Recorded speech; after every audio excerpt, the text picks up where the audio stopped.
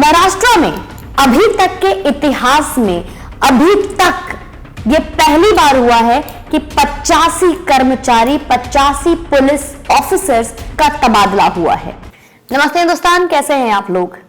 जहां तक मैंने आपको कल तक के वीडियो में आपको पूरी खबर बताई थी कि किस तरीके से शरद पवार अनिल देशमुख को बचाने के लिए अपनी एड़ी चोटी एक कर रखे हैं, तारीखों और डेट्स में हमें उलझाने की कोशिश कर रहे हैं। वो बता रहे हैं कि कब वो कोविड पेशेंट थे, कब वो हॉस्पिटलाइज थे, कब वो क्वारंटीन थे।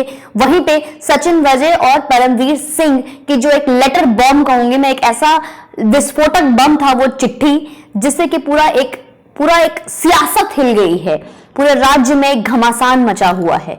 वहीं पे अब तक से हम आगे बढ़ेंगे कि अब फिर मैं आपको दो स्टेप में और दो तरीके से चीजों को बताऊंगी।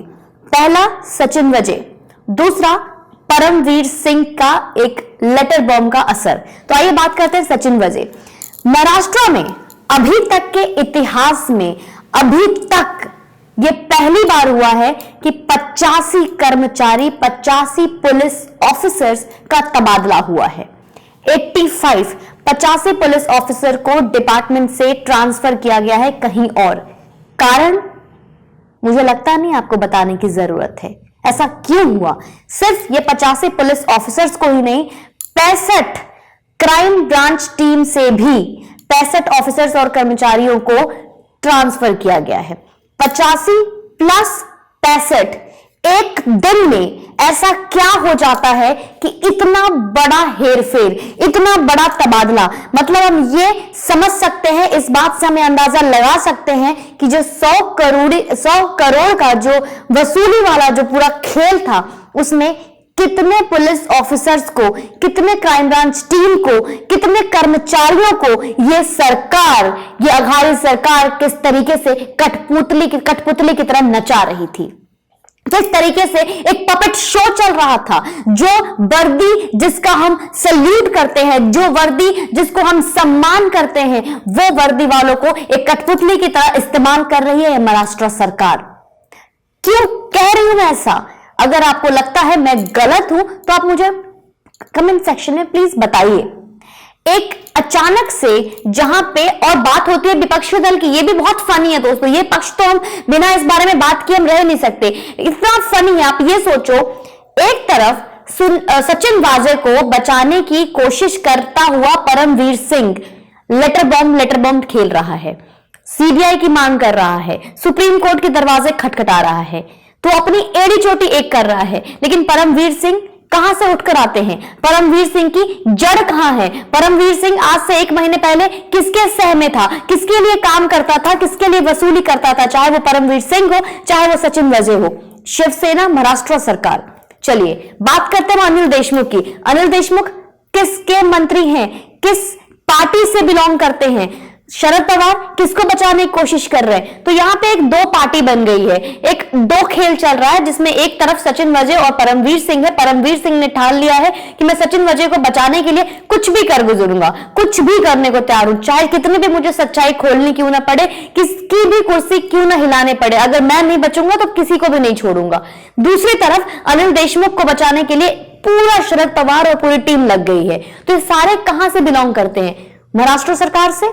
लेकिन फनी क्या है इसमें? फनी यह है कि यहां पे भी अपनी सियासत को बचाने के लिए, अपने राज्य सरकार को बचाने के लिए विपक्षों पे उंगली उठाई जा रही है कि विपक्ष यहां पे खेल खेल रही है। विपक्ष का रोल क्यों आया? विपक्ष को बोलने का मौका किसने दिया?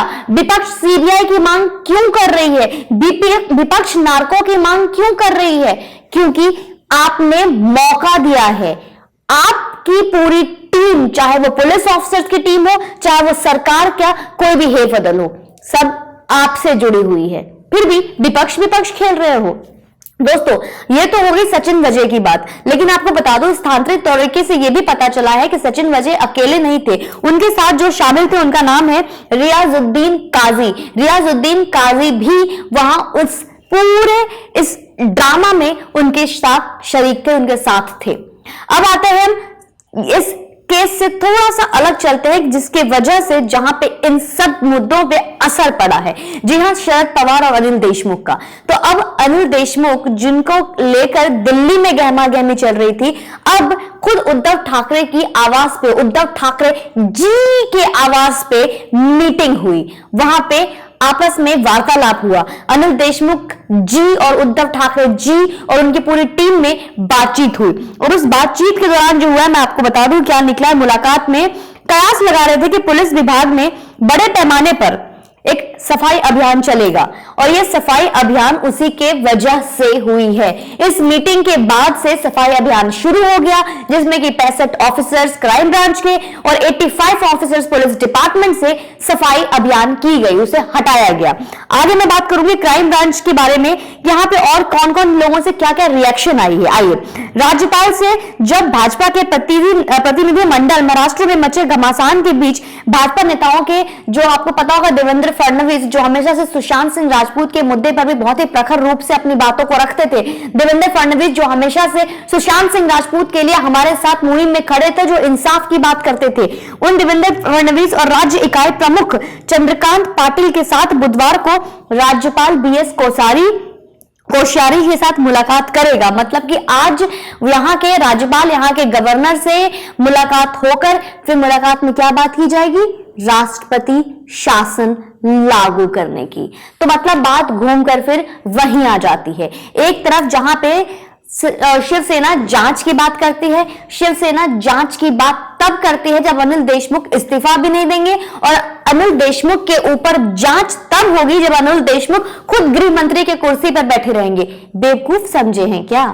इतने बेवकूफ हैं क्या कि अगर ये तो वही बात हो गई कि मतलब राजा राजगद्दी पे बैठा हुआ है और राजा के बारे में जांच पड़ताल की बात चल रही है। सरकार आपकी, सरकार के जितने नुमाइंदे हैं वो आपके, साजिशें आपकी, तो पनिशमेंट खुद को आप दोगे? पॉसिबल है ये? दोस्तों, ये बहुत ही फनी इंसिडेंट है, लेकिन अभी लोगों को, महाराष्ट्र के लोगों को कहीं ना कहीं एक शर्मिंदगी महसूस होनी चाहिए कि इस लोकतंत्र की सुरक्षा के लिए जो सरकार को हमने चुना है, यह सरकार पूरे तरीके से भ्रष्ट है, तुष्टीकरण की राजनीति करती है, और इतना ही नहीं, गुंडागर्दी और दहशतगर्दी जैसी चीजें तो हम सुनते ही आए थे और देखते ही आए थे सुशांत केस में, लेकिन इस तरीके से करप्टेड है ये हमने सोचा भी नहीं था कि किस तरीके से ये खुद में ही हफ्ता वसूली की बात करते हैं। रिक्वेस्टिंग यू ऑल कि आप इस वीडियो को ज्यादा से ज्यादा शेयर करें कि ये जो झोल पकड़ा है ना, ये जो ड्रामेबाजी चल रही है, हम आम जनता को जो बेवकूफ बनाने की कोशिश की जा रही है, आपस में जो खेला हो रहा है, इसको लोगों तक पहुंचाना आपका काम है। तो requesting you all, if you like this video then please press the bell icon, press the subscribe button, and please share this video as much you can, so people, of course especially from Maharashtra, can understand what's exactly going on and what is the best thing इन सब चीजों से बाहर निकलने का। क्या सच है, क्या झूठ है, ये आपको डिसाइड करना है। जय हिंद, वंदे मातरम।